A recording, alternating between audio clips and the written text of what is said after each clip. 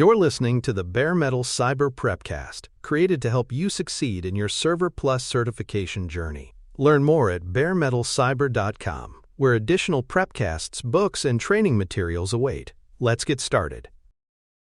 A file system is the structure used by an operating system to organize, store, and retrieve data on a storage device. Without a file system, the system would not know how to interpret sectors, clusters, or blocks of raw storage. File systems define how data is grouped, how directories are formed, and how files are referenced, read, and written.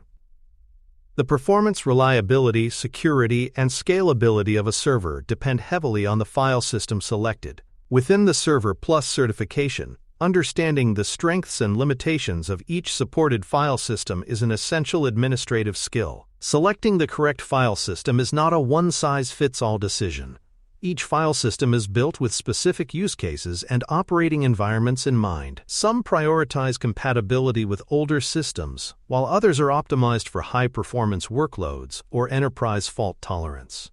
Administrators must consider maximum volume sizes, performance under load, built-in features like encryption or journaling, and support across different operating systems. Compatibility with system roles and backup utilities is also a determining factor in file system selection. The ext4 file system is the default file system in most Linux distributions and is widely deployed in both desktop and server environments. It supports journaling, which helps prevent data corruption in the event of unexpected shutdowns. ext4 also allows large file and volume sizes and features fast file system check operations known as FSCK. This file system is suitable for general-purpose servers, including web servers, application servers, and boot volumes in Linux deployments. The New Technology File System, commonly abbreviated as NTFS, is the primary file system used in modern Windows servers.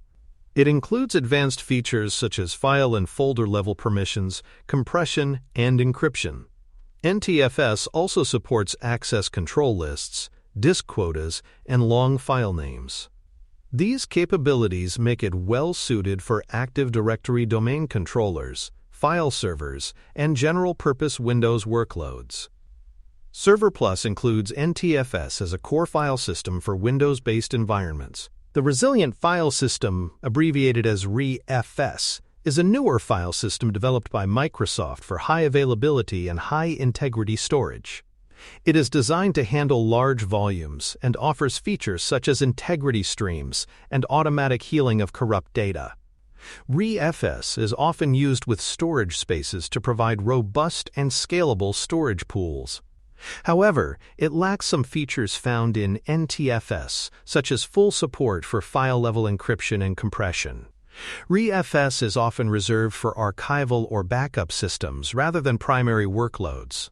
The Z file system, abbreviated as ZFS, is known for its high reliability and extensive feature set. Originally developed by Sun Microsystems, it is now available on FreeBSD, Linux, and several enterprise storage platforms. ZFS integrates volume management and file system capabilities, includes checksumming for every block of data, and supports native snapshots and replication. It is popular in environments where data integrity and backup consistency are priorities. However, ZFS requires more system resources and tuning than simpler file systems. The VMware file system, abbreviated as VMFS, is used by VMware's ESXi hypervisor to store virtual machine files. VMFS supports concurrent access by multiple hypervisor hosts, enabling features such as vMotion and shared storage. It can store very large files and supports clustering and locking mechanisms. VMFS is not mounted directly by guest operating systems and must be managed through tools like vSphere or VMware command line utilities. It plays a critical role in virtual infrastructure design and deployment. File system performance varies significantly depending on the use case, the underlying hardware, and the level of tuning applied. ext4 is generally fast and efficient for most workloads on Linux systems. ZFS may consume more resources but offers stability under heavy I/O load. ReFS is optimized for large datasets but may not offer the same feature set as NTFS. Administrators must consider not only raw performance, but how well each file system supports the specific operational role of the server. Security features are also closely tied to the file system. NTFS includes built-in support for encrypting file system, access control lists, and granular file permissions. ZFS does not use traditional access control lists but offers snapshots and replication for data recovery. ReFS and VMFS depend on the host operating system or hypervisor to enforce access restrictions. Security decisions should account for what the file system can do natively and what must be handled by external layers. Journaling is a mechanism that improves data reliability by logging changes before they are committed. This feature protects against corruption caused by power loss or system crashes. NTFS, ext4, and ZFS all support journaling or similar integrity mechanisms.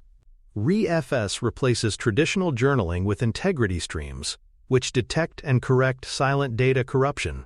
Journaling helps ensure that systems recover gracefully and that file systems remain consistent after unexpected failures. Volume size and file size limits can affect the long-term scalability of a server. ReFS and ZFS can support volumes up to petabyte scale, making them ideal for archival or high-capacity environments. NTFS supports volumes up to 256 terabytes and individual file sizes up to 16 terabytes. ext4 has lower limits, typically 16 terabytes per volume, and smaller file size constraints. These limitations should be evaluated when designing systems expected to grow over time. For more cyber-related content and books, please check out cyberauthor.me. Also, there are other prepcasts on cybersecurity and more at baremetalcyber.com. Mounting a file system and ensuring compatibility across platforms requires careful planning. Linux systems may require additional kernel modules to support NTFS or ZFS file systems depending on the distribution. Windows systems cannot mount ext4 or ZFS volumes natively and rely on third-party tools for access. VMFS is a specialized format used only within VMware environments and is not accessible from standard operating systems. Administrators must verify that chosen file systems are supported by both the host and the required tools. Creating a file system involves choosing a format type and initializing it using appropriate tools. Common commands include mkfs in Linux, format and diskpart in Windows, and various PowerShell CMD lets. Graphical tools exist, but may limit configuration options or fail to support advanced parameters. Before bringing a server into production, the administrator must select format settings carefully, including cluster size, volume label, and mount location. These initial choices affect performance, alignment, and compatibility. Backup and restore processes vary depending on the file system in use. Some file systems offer native features that assist with backups, such as ZFS snapshots or send and receive replication commands. Traditional backup software may not support newer formats like ReFS or require special agents to interact with their structures. NTFS and ext4 are broadly supported and compatible with most enterprise backup tools. When planning data protection strategies, file system behavior under backup conditions must be reviewed carefully. Defragmentation refers to the process of reorganizing file system blocks to improve performance on spinning disk drives. NTFS benefits from occasional defragmentation on mechanical hard drives. However, file systems like ext4, ZFS, and ReFS are designed to minimize fragmentation automatically and rarely require manual defragmentation. For solid-state drives, defragmentation offers no benefit and may reduce drive lifespan. Server administrators should follow vendor guidance to avoid unnecessary maintenance. Volume labeling and metadata documentation play a key role in large or multi-role server environments. Administrators should assign descriptive names that indicate volume purpose, file system type, and intended mount location. File systems that support universally unique identifiers or globally unique identifiers, such as GPT disks, help ensure consistent mounting, even if drive letters change. Tracking volume information in documentation supports easier troubleshooting, auditing, and disaster recovery. Converting between file system types carries significant risks and often requires complete backups followed by a full format. For example, upgrading from FAT32 to NTFS using the convert command is possible in Windows, but converting between unrelated systems like ext4 to ZFS requires migrating data. Some tools claim to convert formats in place, but these tools should only be used in non-production environments. File system conversion must be tested thoroughly before deployment. Selecting a file system for a multi-role server requires aligning technical capabilities with the actual workload. For example, ZFS may be chosen for a database server due to its consistency and snapshot support. NTFS is ideal for an Active Directory server due to its security features. ext4 works well for general Linux-based web servers. Administrators should avoid adding unnecessary complexity to systems that do not require advanced file system capabilities. Server Plus emphasizes choosing technologies that align with purpose. File systems are fundamental components of every server.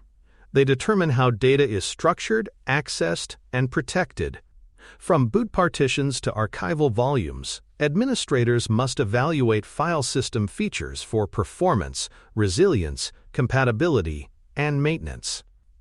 As organizations scale or introduce virtualization, the importance of file system selection becomes even greater. In the next episode, we begin our networking series by introducing IP configuration methods and best practices for address assignment.